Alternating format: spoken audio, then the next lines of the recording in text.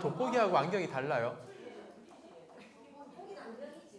아니면 눈이 좋은 사람은 이렇게 멀리 거는 보여요. 네. 노안이 와서 돋보기는 가까운 것만. 가까운 것만.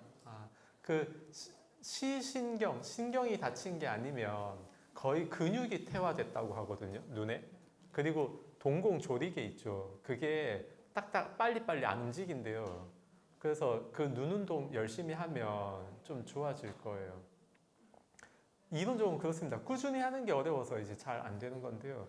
그 하다 보면 이제 저게 좀 되거든요. 이런 식으로 눈 운동해야 되겠다는 느낌이 들어요. 그러면 흐릿하게 보일 때 또렷하게 보려고 계속 노력을 해요. 그러면은 계속 조리개가 움직이거든요. 그럼 이제 멀리 보면 눈에 좋다고 그러니까 사람들이 그냥 막 멀리 보는 경우 있거든요. 아무 생각 없이.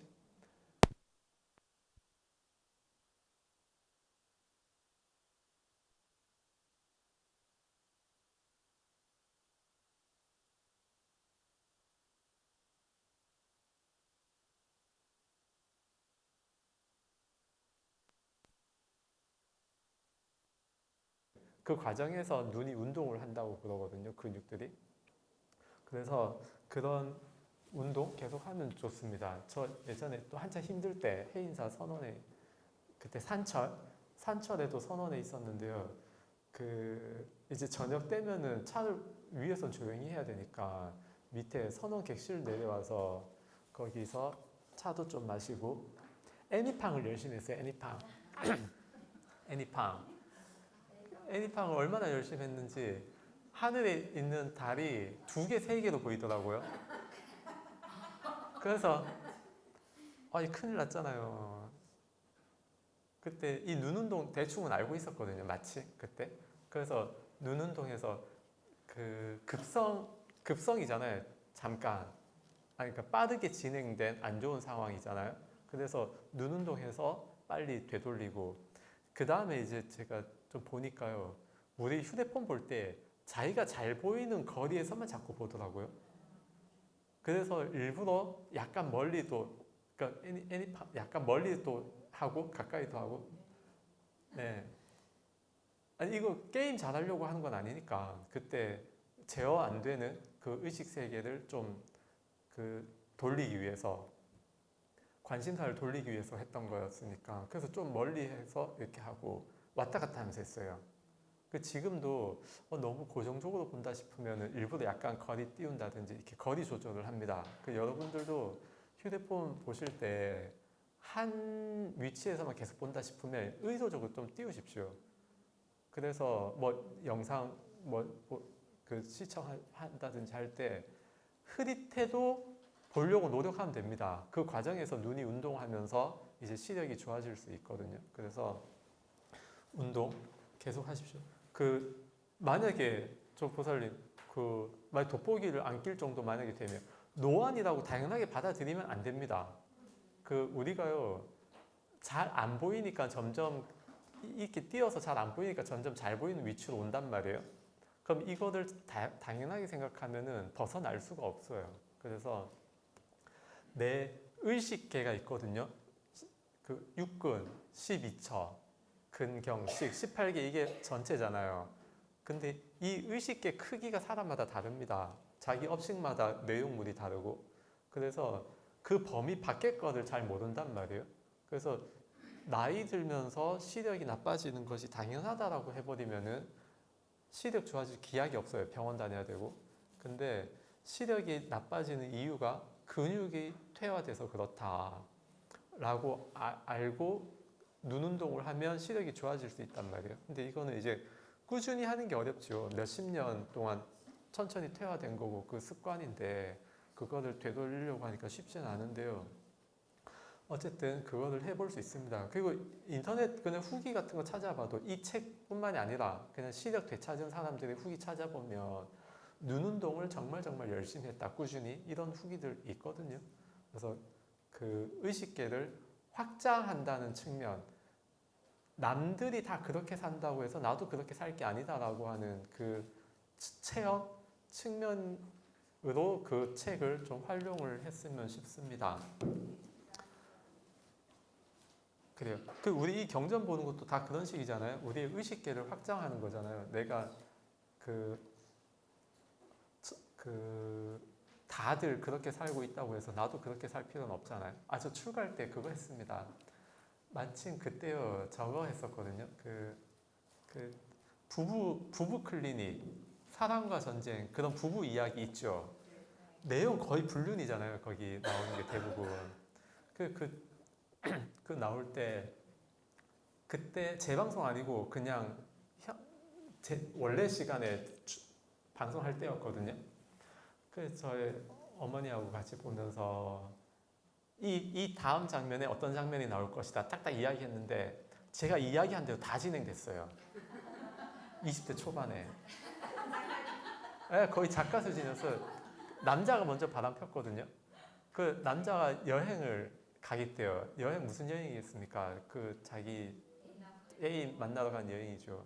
아, 출장 겸사겸사잖아요. 실제로도 출장이 있고. 근데 이제 이 여자가 복수심에 바람을 펴? 나도 그러면 바람을 펴야지? 그래요. 그래서 제가 그 이야기하고 그 다음에 이 남자가 출장 갔다가 가는 길에 죄책감을 느낀 거예요. 내가 이러면 안 되지. 나를 위해 참 열심히 살아준 부인한테. 그래서 죄책감을 느끼고 자기 자책을 하면서 이제 꽃다발하고 들고 돌아오는데 제가 그랬죠. 집에 여자 없을 텐데. 그 집에 실제로 없어요. 그러면서 그래서 또 그랬죠. 저 남자 분명히 자기가 먼저 바람 폈으니까 자기 잘못 아닙니까? 그래서 자기가 무조건 잘못했다 그러고 그 다음 어떻게 뭐 진행돼야 되는데 분명히 여자 또 탓할 것이다. 또 여자 탓해요. 어떻게 바람 필 수 있냐고. 그러면서 둘이 이제 이혼 법정까지 가는 그 건데 제가 이야기한 대로 탁탁 진행이 됐거든요. 그 다음 이제 제가 마지막 이야기했죠. 결혼을 꼭 해야 됩니까? 그랬어요. 그 결혼 꼭 해야 된다는 말 못 하잖아요. 제가 뭐 어떻게 진행되는지 다 맞췄으니까 어쨌든 그 다음에 결혼을 꼭 해야 됩니까? 만약에 정말 좋은 상대가 있어서 결혼하면 모르겠지만 그게 아닌데 그거 의무적으로 결혼한다? 그러니까 결혼한다는 것이 많은 사람들이 결혼하지만 그것이 의무는 아니다. 모두가 똑같이 해야 되는. 그래서 그거 말씀드리고 그래서 하여튼 그 많은 사람들의 삶의 방식 그것이 일반적인 그냥 삶의 방식일 뿐이고 구체적으로 딱딱 찾아보면은 뭔가 다른 방식들이 있거든요. 그래서 자기가 봐서 그것이 더 나은 것 같다면은 이제 그거를 따라가야 되는 거죠. 근데 보여줘도 못 따라가는 분들이 있거든요. 예를 들면 시력 좋아지는 그거. 왜냐면 노력을 해야 되잖아요. 그냥 마음 편하게 만약에 돈이 있고 시간이 있다. 병원 가는 게 마음 편하거든요. 그리고 뭔가 더 있어 보이잖아요. 그냥 그런 거 뭐 자기 그 여유를 뭐 보여주기 위해서 또 병원 가고 충분히 그럴 수 있잖아요. 근데 그런 방식들이 삶의 방식들이 다양한데 보통 나이가 많이 들수록 이제 변화가 줄어들거든요. 어릴수록 이런 거 잘 받아들이고 새로운 것들. 그래서 그 우리 의식계를 확장한다는 측면으로 좀 받아주셨으면 좋겠습니다. 우리 경전도 그렇고요. 의식계를 계속 확장을 해야 됩니다.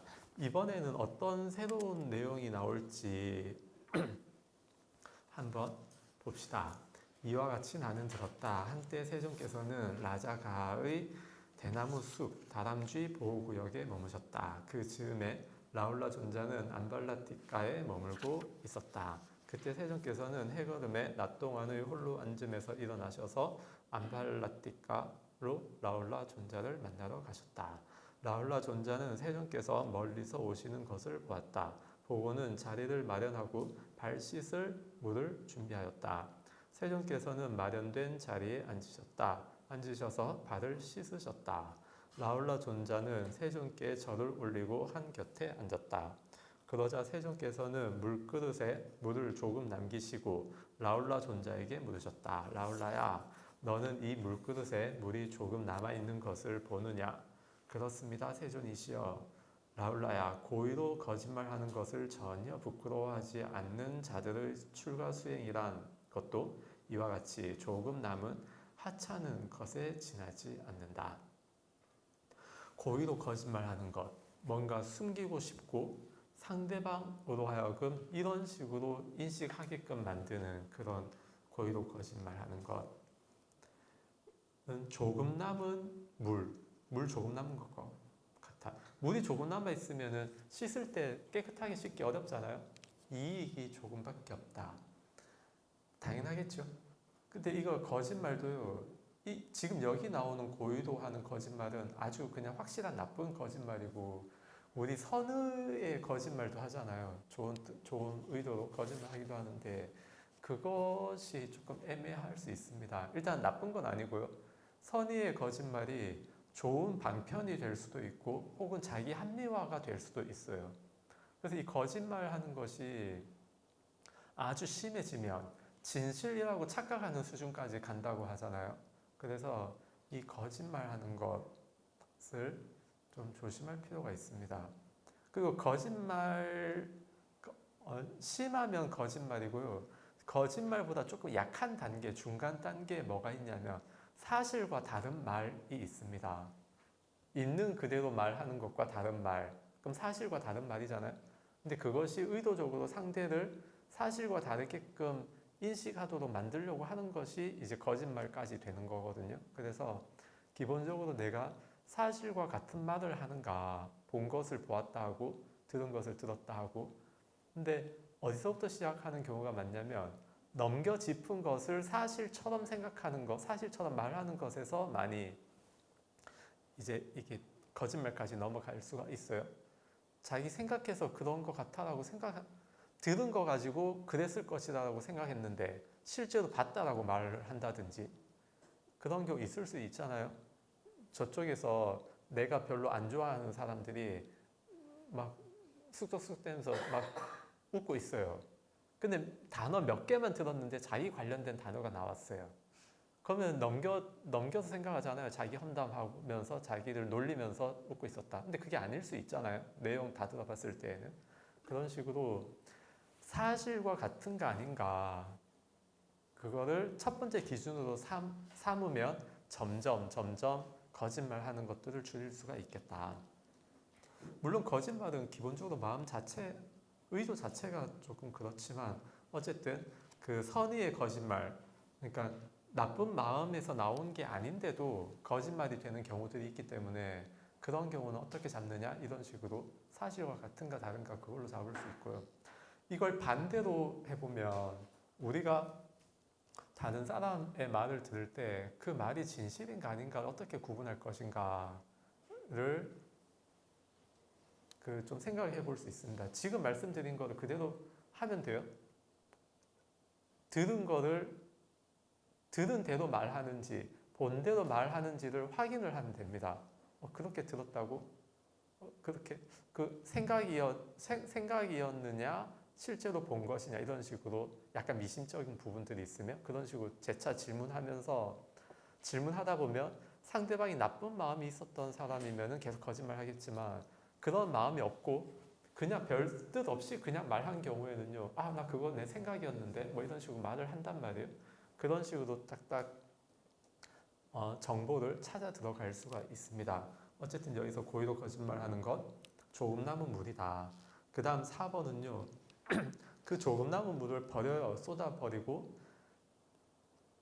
거짓말하는 것을 전혀 부끄러워하지 않는 자들의 출가 수행이란 것도 이와 같이 버려진 것에 지나지 않는다. 아무 이익이 없고 쓸모가 없다. 아무 이익이 없고 쓸모가 없어요. 5번. 그 다음에는 그 물그릇을 뒤집어 엎어요. 그 다음에 고의로 거짓말하는 것을 전혀 부끄러워하지 않는 자들의 출가 수행이란 것도 이와 같이 엎어진 것에 지나지 않는다. 그 바르게 돼야 물을 담을 거 아닙니까? 근데 엎어졌기 때문에 이제 기약이 없어요. 출가 수행에 아무 이익을 기대조차 할 수 없는 상황이 되어버린 거죠. 물그릇 엎어졌으니까. 그 다음 6번. 세존께서는 그 물그릇을 다시 바로 세우시고 라울라 존자에게 물으셨다. 라울라야, 너는 이 물그릇이 바닥나고 비어있는 것을 보느냐? 그렇습니다, 세존이시여. 라울라야, 알면서 고의로 거짓말하는 것을 전혀 부끄러워하지 않는 자들의 출가 수행이란 것도 이와 같이 바닥나고 빈 것에 지나지 않는다. 그러니까 출가수행이라는 것이 그 자체로 어떤 이익이 있는 건 당연히 아니겠죠. 오히려 볶아먹기 좋고요. 그렇습니다. 육도 윤회상에 제가 볼 때 좀 위쪽에 있거든요. 그러니까 다음 생에 떨어질 확률이 굉장히 높아요. 출가한 것 자체가. 왜냐면 지금 현재 위치가 좀 높은 쪽이니까. 그래서 어떤 그 제8식, 인연 관찰 그런 측면에서 어떤 잣대 그것이 좀 높은 편이다. 7번 라울라야 예를 들면 왕의 코끼리가 마차의 깃대만 한 상아를 가졌고 건장하고 혈통 좋고 전쟁에 능숙하다고 하자. 그 코끼리는 전쟁터에 나가 앞발로도 죽이고 뒷발로도 죽이고 몸의 앞부분도 사용하고 몸의 뒷부분도 사용하고 머리도 사용하고 귀도 사용하고 상아들도 사용하고 꼬리도 사용하지만 코는 보호한다. 이를 본 코끼리에 타고 있는 자에게 이런 생각이 들 것이다. 이 왕의 코끼리는 저 밑으로 갑니다. 코는 보호하고 있다. 왕의 코끼리는 목숨까지 내놓지는 않는구나. 코끼리는 코가 생명이라고 지금 보고 있어요. 그래서 코를 보호한다. 목숨까지는 내놓지 않는다. 그 밑에는 코까지 사용하는 코끼리. 그래서 318쪽 맨 끝에 보면요. 코까지 사용한다. 왕의 코끼리는 참으로 목숨까지 내놓았구나. 이제 왕의 코끼리가 하지 못할 일이 없다. 라울라야 그와 같이 고의로 거짓말하는 것을 전혀 부끄러워하지 않는 자는 누구든지 어떠한 악한 행위라도 저지르지 못할 것이 없다고 나는 말한다. 라울라요. 그러므로 나는 농담으로라도 결코 거짓말을 하지 않으리라고 공부지어야 한다. 코끼리의 코에 해당하는 것 그것이 지금 거짓말까지 되죠. 그래서 자기 생명과 같이 여겨야 된다. 출발점 거짓말하고 안 하고 이것이 우리 공부의 출발점에 해당할 수 있다는 거 생각을 해야 됩니다. 그렇잖아요. 사실 거짓말해서 인식을 바꿀 수만 있다면 못할 게 없잖아요. 그리고 못할 게 없는 게요. 한 번에 그렇게 되는 게 아니거든요. 조금씩 그 악업이 물들어갈 수 있어요. 이 정도 크기의 악업을 했다가 그것이 거짓말로 극복이 돼요. 그러면 좀 더 큰 악업을 짓겠죠. 그런 식으로 거짓말로 극복이 될수록 점점 더 큰 악업을 지어 나가게 됩니다. 세속에서는요 법으로서 판단하잖아요. 그래서 재판 가서 이기면 나는 괜찮다고 하잖아요. 근데 우리 절집은 그게 아니거든요. 재판에서 이긴다 하더라도 실제로 잘못한 게 있으면 그에 맞는 죄가 내려져요. 그 과거에는 부처님 당시에는 신통이 있었고 다 아니까 그 신통으로 봤다 이게 아니고 상대방이 허점을 찾을 수 있단 말이에요. 그러니까 죄를 물을 때 상대방 자백에만 100% 의존하는 게 아니고 그 신통을 바탕으로 상대방이 허점들을 찾아낼 수 있거든요. 알리바이를 100% 만들 수가 없단 말이에요. 근데 그래서 우리 부처님법에 세속법으로 자기가 뭔가를 훔쳤어요. 훔쳤는데 세속법으로 훔친 게 아니다, 죄가 아니다라고 판정을 받았어요. 그래도 우리 불교에는 그거는 죄가 된다라고 나와요. 우리는 사실 자체를 건드는 건데요. 그 밖에서는 이제 재판 이야기하는데 그렇게 우리 기준을요. 재판을 만약에 기준으로 두면 그럼 이제 그런 사람들 거짓말 많이 하거든요. 소위 권력자들이 그렇게 많이 하잖아요. 내가 잘못은 잘못대로 지어놓고 재판 가서 이겨서 나는 떳떳하다 괜찮다 그런 식으로 가는데 그것이 이제 악업입니다. 악업.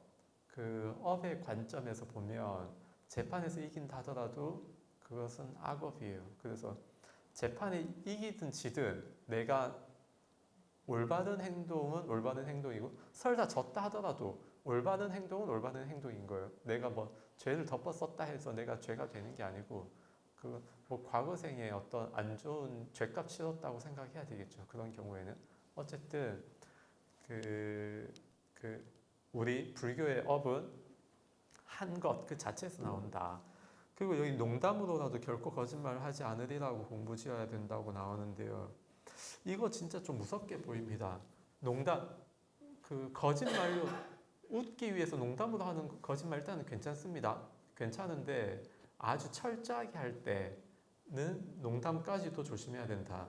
우리 업식에 뭔가가 있기 때문에 그런 말, 농담 같은 것들이 나오거든요. 농담할 때도 업식 때도 농담을 하잖아요. 단어 선택도 그렇고, 그리고 실제로도 그렇다 하죠. 그거 잘 사는 동네하고 못 사는 동네 그쪽에서 쓰는 단어들 이렇게 쭉 비교해 봤을 때 서로 차이가 있다고 하죠. 단어 차이도 있고 표현 방식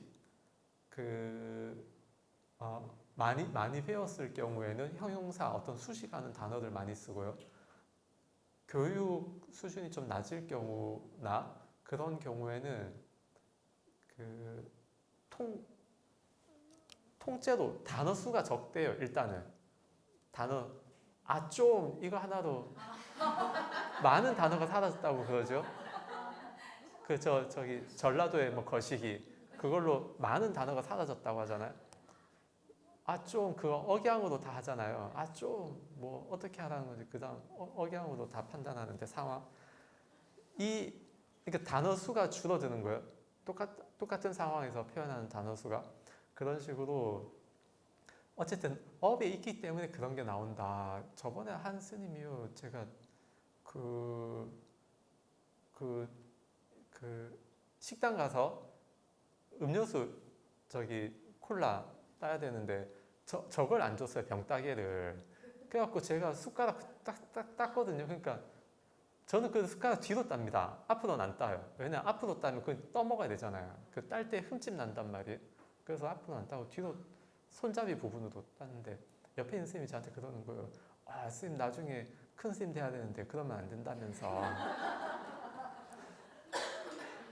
그래서 저 그때 아니 그냥 저는 그때 재밌자고 한 거였는데 근데 나중에 그 당시에는 이제 그냥 괜찮다고 생각했어요. 근데 나중에 생각해보니까 아닌 거예요. 그게 괜찮을 수도 있지만 안 괜찮을 수도 있다. 그냥 좀 기다리면 되잖아요. 갖다 줄 때까지. 안 달라고 하든가. 그래서 제 딴에는 어쨌든 그러니까 저기 있는 거예요. 자부심. 나는 아니 딸 수 있다 말고 앞으로는 안 딴다. 얘 뒤로 딴다. 왜냐면 앞에는 음식 떠먹는 자리니까 앞으로는 안 딴다라는 자부심이 있었던 거예요. 근데 그런 자부심조차도 저의 업식인 거죠. 그래서 상대적으로요. 앞으로 따는 사람보다는 나을 수 있어요. 근데 병따기 기다리는 사람보다는 상대적으로 덜 우아하잖아요. 그런 것들이. 그래서 상대적으로는 충분히 그럴 수 있겠다. 나중에 그게 느껴져요. 근데 이런 것뿐만이 아니라 그 이외에도 많은 것들이 있거든요. 그래서 예전 어떤 옛날 영화, 그러니까 귀족들이 나오는 그런 것들 보면 귀족의 품이라는 게 있잖아요. 그래서 많은 불편함들을 감수하면서 지낸단 말이에요. 그 품위를 보여주기 위해서. 근데 하층민으로 갈수록 그런 품위 같은 게 없죠. 당장 내 편한 대로 쪽으로 많이 가잖아요. 물론 여유도 없지만, 삶의 여유도 없지만. 그리고 또 귀족으로 갈수록 또 존경받는 귀족은 그렇게 지킬 거 지키고, 존경받지 못하는 귀족은 자기 마음대로 살고, 자기 풍족한 그거를 자신의 권력이나 그런 거를 남을 괴롭히면서 살면은 또 존중 못 받고 그런 게 있죠. 어쨌든 소위 말하는 고귀한 삶, 우리 여기도 고귀한 집안에서 출가한 누구 이런 식으로 나오잖아요. 고귀한 집안의 아들 딸들 나오잖아요. 그런 고귀한이라는 단어에 어울리는 나의 말과 생각과 행동, 인간을 점검을 해 본다고 하면 이런 거짓말 못 하겠지요. 그래서 또 밑으로 내려가 봅시다. 9번. 8번. 하여튼 농담이라는 부분, 재미로 농담은 할 수 있지만 특히 농담 저런 거 있죠. 뭐 남 괴롭히면서 즐거워하는 농담. 이런 것들은 조금 더 조심하고 그런 식으로 계속 조심하는 범위를 계속 줄여 나가다 보면은 농담조차도 잘 안 하려고 하는 거기까지 갈 수 있겠다 싶습니다. 8번. 라울라야, 무슨 이야기 말씀? 같이 웃읍시다. 네, 궁금해요. 뭐라고 했어요? 같이 웃읍시다. 아이가 갑자기 이제 농담도 못하게 농담하십시오. 얼마든지. 긴장이 돼가지고 네, 아니 이거는 거의 이제 완전 이제 깨달으러 갈 때 아직 아니잖아요, 여러분. 미래의 영향력 저번에 기약했잖아요. 미래의 영향력. 그 농담하십시오. 저도 농담 잘하잖아요. 농담 얼마나 많이 합니까? 그 농담 많이 하십시오.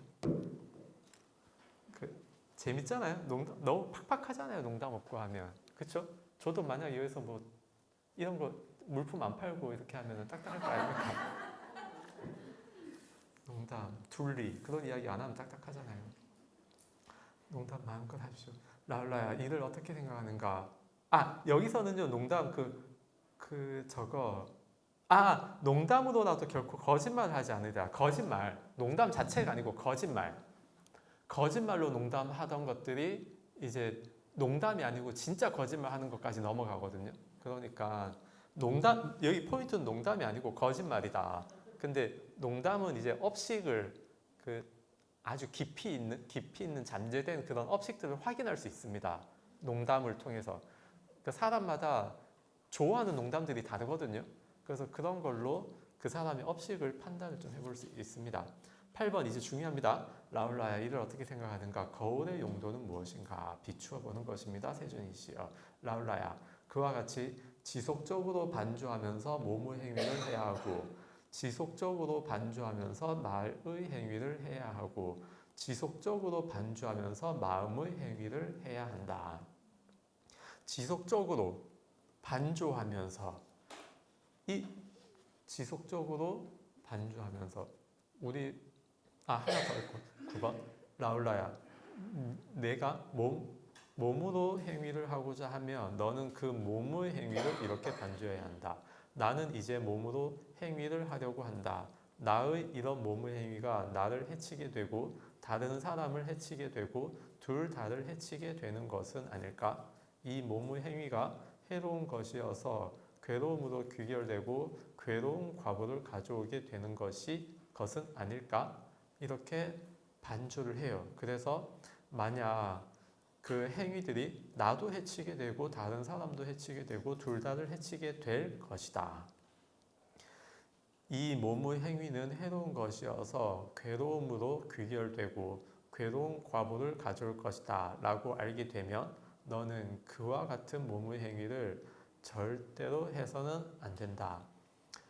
그 몸으로 어떤 행위를 하기 전에 그 행위에 대해서 결과가 좋을까 안 좋을까를 미리 예상을 해보고, 예상을 해봐서 안 좋으면은 괴로울 것 같으면 하지 말고 그 다음 유익할 것 같으면은 하라. 근데 한순간 딱 판단하는 게 아닙니다.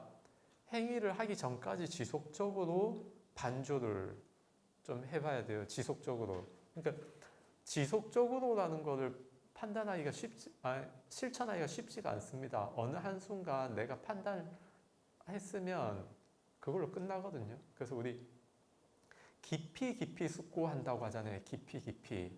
그래서 지속적으로 깊이 반조할 수가 있다. 넘어갑시다. 10번 보면요. 라울라야, 너가 몸으로 행위를 하고 있다면, 이제는 행위를 하고 있습니다. 아마 괴로운 과보를 가져올 것이 아니라고 생각을 했기 때문에 몸의 행위를 했겠죠. 만약에 앞에 제대로 했다고 하면, 이제 몸으로 행위를 하고 있다면 너는 그 몸의 행위를 이렇게 반조해야 한다. 나는 지금 몸으로 행위를 하고 있다. 나의 이런 몸의 행위가 나를 해치거나 다른 사람을 해치거나 둘 다를 해치고 있는 것은 아닐까? 괴로운 과보를 가져오는 것은 아닐까? 그래서 행위를 하는 중간에도 그 과보에 대해서 괴로운 과보를 가져오는지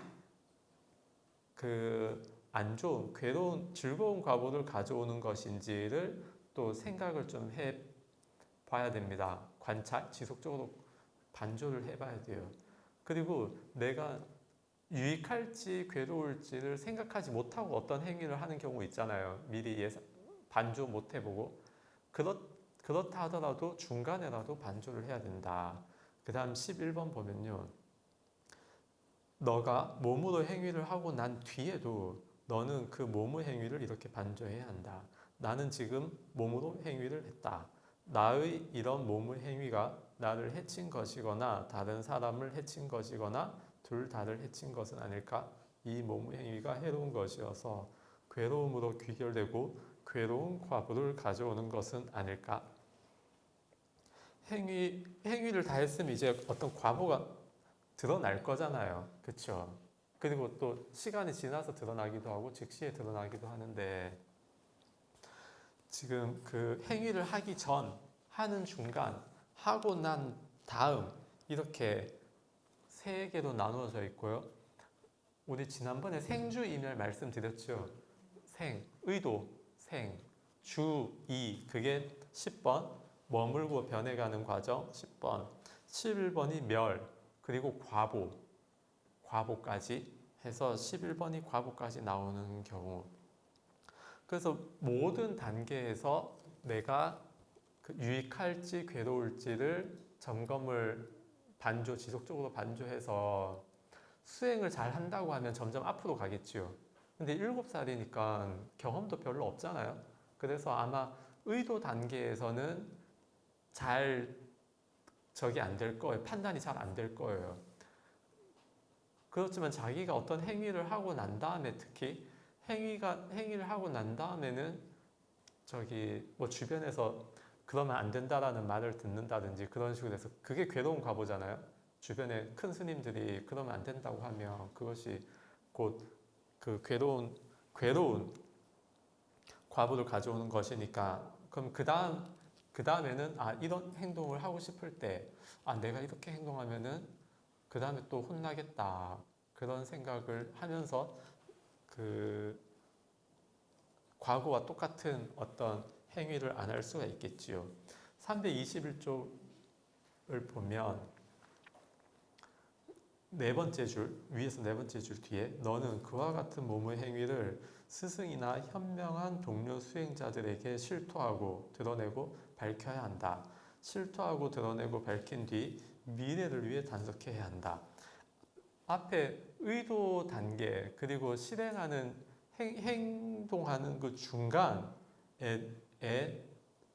그 괴로운 과보일 때 멈추고 즐거운 유익한 과보일 때 계속하는 이때에는 동료 수행자들 스승이나 현명한 동료 수행자들에게 실토하지 않지만 행위가 다 끝난 다음에 그것이 만약에 괴로운 과보로 나타나면 나도 해치고 혹은 남을 해치고 그런 식이 되면 스승이나 현명한 동료 수행자들에게 실토를 하라는 거예요. 실토를 하면 그 현명한 동료가 이야기해 주겠지요. 이러이러한 부분 때문에 이러이러한 어떤 괴로운 과보가 일어났다. 그런 것들에서 설명을 잘 해줄 거 아닙니까? 그렇게 설명을 들으면서 본인의 의식을 확장을 할 수 있습니다. 내가 과거에 뭐를 놓쳤구나. 나는 나의 이러한 행위가 유익한 과보를 불러올 줄 알았는데 괴로운 과보가 나타났구나. 이런 식으로 서로 토의를 할 수가 있습니다. 그렇겠죠? 그렇게 토의를 해야 본인이 다음에 판단을 더 빨리 신속하게 판단을 할 수 있겠다. 그렇게 드러내고 밝힌 뒤 미래를 위해서 단속해야 된다. 미래를 위한다 그랬잖아요. 그래서 다음에는 나는 더 빨리 과보가 드러나기 전에 해로운 일들은요. 과보가 드러나기 전에 멈춰야 좋잖아요. 당연히 그렇겠죠. 그래서 폭넓게 대화하는 것이 필요하다. 제가 저번에 한번 말씀을 드렸죠. 여러분의 비밀은 스스로 지켜야 된다고. 정말 믿을 만한 분들에게만 이렇게 해야 돼요. 아무에게나 실토하고 하면 안 됩니다. 조심해야 돼요. 그래서 어쨌든 시간이 지날수록 내가 점점 해로운 일들을 점점 적게 해야 된다. 그 다음에 나오는 것들 봅시다. 만일 네가 반조해서 내가 지금 몸으로 행했던 과거형이 됐습니다. 이 몸의 행위는 나를 해친 것도 아니고 다른 사람을 해친 것도 아니고 둘 다를 해친 것이 아니다. 이 몸의 행위는 유익한 것이어서 즐거움으로 귀결되고 즐거운 과보를 가져온 결과 이미 끝났습니다. 가져온 것이다 라고 알게 되면 너는 밤낮으로 유익한 법들을 공부지으면서 희열과 환희로 머물게 될 것이다. 그래서 우리 이 유익한 법들을 계속 공부지으면 희열과 환희로 머물게 될 것이다.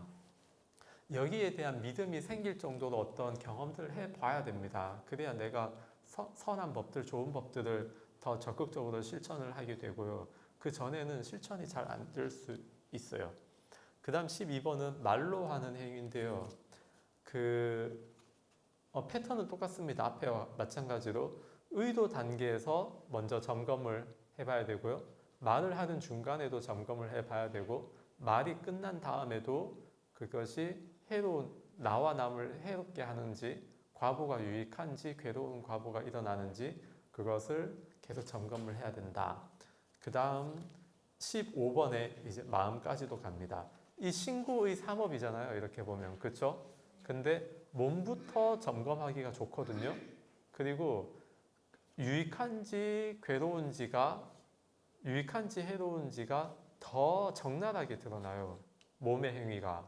말의 행위가 좀 덜 드러나고, 그리고 마음의 행위, 우리 생각으로 하는 거는 거의 또 잘 안 드러날 수 있잖아요. 그렇죠? 아주 눈썰미 좋은 사람들은 상대방의 작은 표정 변화나 이런 것까지 체크하겠지만, 일반적으로 또 자기 혼자 있을 때는 이런 거 과보 잘 안 드러난단 말이에요. 그렇다 하더라도 만약에 행위를 조심하는 사람들은 점점 말을 조심하게 노력을 해야 되고요. 말을 조심하기 시작한 사람들은 생각도 조심하려고 더 노력을 해야죠. 마음에도 없는 소리가 나오는 경우는 정말 극소수죠. 거의 마음에 있기 때문에 나오잖아요. 말실수. 마음에 조금 있으니까 말실수 나오잖아요. 정말 그냥 헛나오는 경우도 있지만 그건 좀 적다. 그래서 어쨌든 행위, 말, 마음, 몸, 말, 마음 이렇게 세 가지 신구의 삼업에 대해서 그 행위를 하기 전, 행위를 하는 중간, 행위를 한 다음에 그것이 괴로운지 해로운지 유익한지를 확인을 점검을 해야 되고요. 점검을 해봐서 언제든지 해롭고 괴롭고 하면은 중지, 그만두고 유익한 방법, 유익한 길을 찾아야 된다. 그 내용입니다. 다 알잖아요. 알죠? 이제 저게 있어요. 무엇이 해로운가, 무엇이 유익한가, 이 기준이 이제 달라진단 말이에요. 그래서 그 기준은 계속 시간이 지나면서 계속 잡아가도록 하고요. 17번 다 똑같이 나오고요. 이렇게 해서 이제 신구의 삼업에 대해서 잘 점검해야 된다는 게 나오고요. 유익한 법들, 나에게 행복으로 가느냐, 괴로움으로 가느냐, 이걸 잘 아는 것이 인연관이거든요. 나중에 제가 카톡 보내드릴게요. 인연관. 자신에게 행복의 과보와 괴로움의 과보가 어떠한 원인으로 그런 과보가 왔는지 모르거든요. 그래서 인연을 관찰하는 수행, 5정심관에서 5가지 수행이 있는데요. 어리석은 사람들에게 인연관을 하라고 그래요. 탐욕이 많은 사람들한테는 부정관, 어떤 육체적인 탐욕이나 이런 거 많은 감각적 욕망 많은 분들한테는 부정관 하라고 그러고, 그래서 자기 번뇌에 따라서 권하는 수행이 5가지가 있는데요. 그 중에 인연관은 어리석은 경우, 인과를 파악 못하는 경우에는 인연관을 많이 해야 된다. 그리고 여기 이제 꼭 몸 먼저 하고 그 다음 말, 그 다음 마음, 그게 아니고 눈에 보이는 거, 당장 내가 할 수 있는 거 먼저 하는 겁니다. 어차피요, 자기가 10가지 중에 5가지는 거의 몸에 가요. 거친 거, 큰 것부터 잡아진단 말이에요. 그래서 내가 큰 것부터 먼저 잡아 나가면서 점점 자잘한 것도 잡아 나가는 것이지, 작은 것부터 바로 잘 안 됩니다.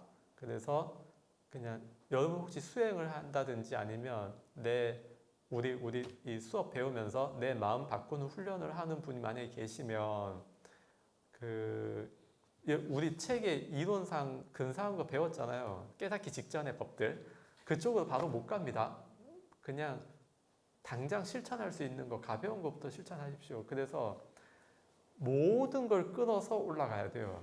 수행. 저번에 또 한번 설명드렸죠. 우리 수행이 일시적으로 딱 올라갈 수는 있지만 삶 전체가 올라가면서 깨달음으로 가지거든요. 그래서 삶 전체를 바꿔간다는 측면에서 보면 내가 자잘한 거 하나하나, 당장 내 눈에 보이는 거, 사소하고 하찮아 보이는 그런 하나하나를 다 챙겨가면서 올라간다. 그래서 18번에 보면요. 과거에도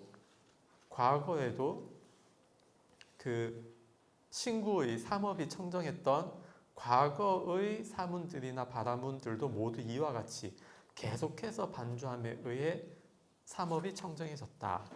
그 다음 326조 넘어가면요. 미래에도 그렇고 지금도 역시 삼업이 청정한 분들은 다 이와 같이 계속 반조해서 그렇게 되었다. 그러므로 끝에서 두 번째 단입니다. 라울라야. 그러므로 여기서 너는 그러므로라는 말은 과거, 미래, 현재에 예외가 없으므로 과현, 미래에 예외가 없으므로 너는 라울라 너는 여기서 계속해서 반주함에 의해 몸의 행위를 청정하게 하리라. 계속해서 반주함에 의해 말의 행위를 청정하게 하리라. 계속해서 반주함에 의해 마음의 행위를 청정하게 하리라 라고 공부지어야 한다. 계속 반복하는 겁니다. 한 번 했다고 해서 난 지금부터 청정해. 그게 아닙니다. 어떤 때에는 이렇게 반조할 수 있고요. 어떤 때는 또 반조 잘 안 되거든요. 그리고 반조했음에도 불구하고 지금은 그냥 넘어가고 싶어. 그런 마음이 들거든요. 그래서 그 완전 반조 못하는 거, 완전 반조하고 실천하는 거, 중간에 끌려다니는 거, 그 단계들이 있습니다. 실무도 보면 소 줄 잡고 이렇게 막 서로 당기는 거 하죠. 그 단계가 있거든요. 우리 수행할 때에도 내가 반조해서 이건 괴로움의 과복 올 것 같은데 그렇게 생각이 들지만 내가 괴로운 과보가 온다 하더라도 나는 지금 이거 그냥 하겠다. 그런 경우 있을 수 있잖아요. 그쵸? 다른 어떤 이유로. 예를 들면 대표적으로 저거 있죠. 불닭 같은 엄청 매운 거. 이거 먹고 나면 분명히 불똥 쌀 건데 그렇지만 먹잖아요. 지금 당장의 스트레스를 풀기 위해서. 그런 거. 그 이외에도 뭐 다양한 경우들이 있죠. 그래서 그 중간 단계도 있다. 는 거를 알면서 수행을 해야 됩니다. 이게 양극단이 아니에요.